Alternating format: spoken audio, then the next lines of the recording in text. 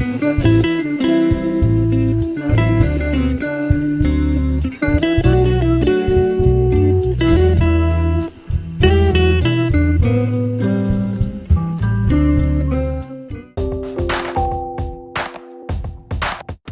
santo del giorno è il martire San Evaristo.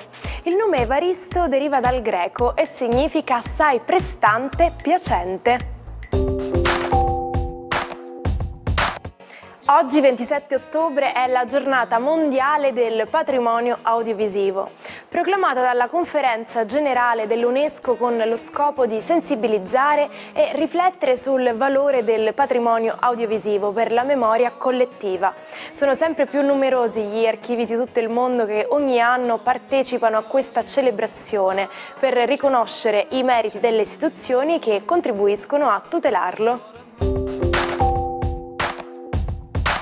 Il 27 ottobre 1962 l'aereo partito da Catania e diretto a Linate, su cui si era imbarcato il presidente dell'ENI Enrico Mattei, precipitò nelle campagne pavesi. Mattei aveva ottenuto la direzione dell'Agip e si era proposto l'obiettivo di raggiungere l'autonomia energetica, acquistando il petrolio direttamente dai paesi produttori ed evitando la mediazione delle compagnie statunitensi. Aveva conquistato anche l'opinione pubblica attraverso il quotidiano Il Giorno, da lui controllato. Ben presto si era reso conto di essere visto come una minaccia e aveva cominciato a temere per la sua vita. La sua vicenda ispirò il film di Francesco Rosi con Gianmaria Volonté nel ruolo dell'imprenditore.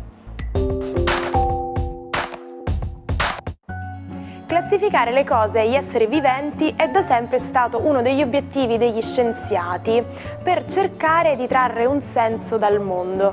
Gli scienziati individuano gruppi sempre più piccoli che rispecchiano le diramazioni createsi con l'evoluzione per elencare le somiglianze fisiche e genetiche fra le specie. Pensate che in un cucchiaino di terriccio si possono identificare oltre 100.000 specie di microrganismi differenti.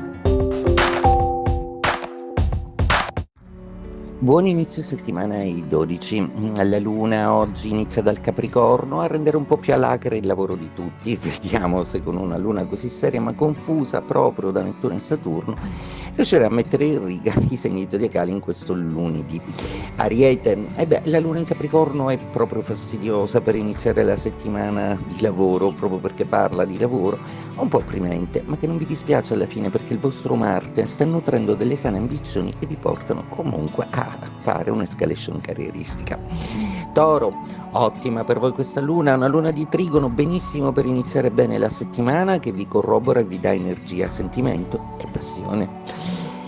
Gemelli, per voi il cielo è decisamente gestito da Urano che si connette benissimo a Nettuno, fantasia, Saturno, lavoro, Plutone, creatività e passione, ma che con il trigono di Venere va benissimo in amore, ma che si oppone a Marte che crea problemi, contrattempi, grattacapi, per cui dovrete tentare di avere più pazienza e soprattutto di essere chiari con gli accordi prima di iniziare qualcosa di nuovo. Cancro, Giove è imperioso nel vostro segno zodiacale e sta spandendo i suoi trigoni ovunque, arriva a toccare un po' tutto lo zodiaco, per cui inizia una settimana in cui avrete modo di trasformare le condizioni che non vi piacciono e portarle a dove vi interessa di più che si evolvano. Leone, per voi la gestione della giornata è un po' curiosa, proprio perché la bella Venere fa da padrona e tenta di comunicare in amore. I pianeti in Scorpione vi danno un po' di pesantezza nell'ambiente in cui vivete o in quello lavorativo,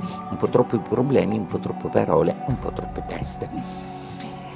Vergine, per voi con una Venere così solida davanti agli occhi è facile per adesso inquadrare l'amore, peraltro Mercurio, seppure subisce un'elettrica opposizione di Urano, è molto ben aspettato con Giove, Saturno e Nettuno, e questo vi aiuterà comunque a preservare la vostra lucidità nell'azione lavorativa, che anche se si sta addentrando in un momento di grande complessità riuscirete a gestire con ottima capacità.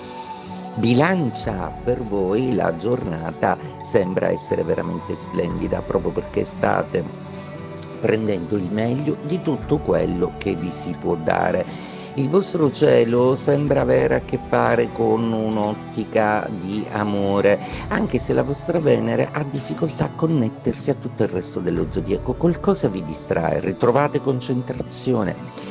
Scorpione, per voi il cielo oggi è un cielo che si avvale di una certa solidità. Il sodalizio Sole-Luna sembra farvi bypassare un po' l'arrabbiatura di Urano che ha nei confronti di Marte. Sì, c'è qualcosa che non va, ma sicuramente questo non vi distoglie dai vostri sentimenti che sono sempre in crescendo. Sagittario, e beh, con un Giove così ben aspettato e in esaltazione, cosa dirvi se non avanti tutta, finalmente riprende un periodo di grande positivismo in tutti i piani, in amore e il lavoro. Capricorno, la luna oggi da voi è un po' dispettosa e fastidiosa, ha molta energia, ve ne regala tanta, ma storcereste il naso per alcune condizioni lavorative, alcune condizioni di caos intorno a voi che proprio non vi aggradano e farete la voce grossa. Acquario, per voi Plutone, trigono a Urano, sembra sviluppare assieme a Saturno e Nettuno un grande nuovo progetto. Solo l'opposizione di Giove fa pensare che sia un tantino dispendioso, ma di questo potrete parlare meglio col commercialista. Pesci, per voi la giornata oggi è decisamente energica, piena di passione, di forza, e attinge da varie parti dello zodiaco il coraggio anche di cambiare alcune cose. Siete pronti a dire quello che pensate, ma pretenderete oggi risposte altrettanto valide. Tra le più estese al mondo, è l'unica in assoluto a funzionare 24 ore su 24 e per 365 giorni all'anno.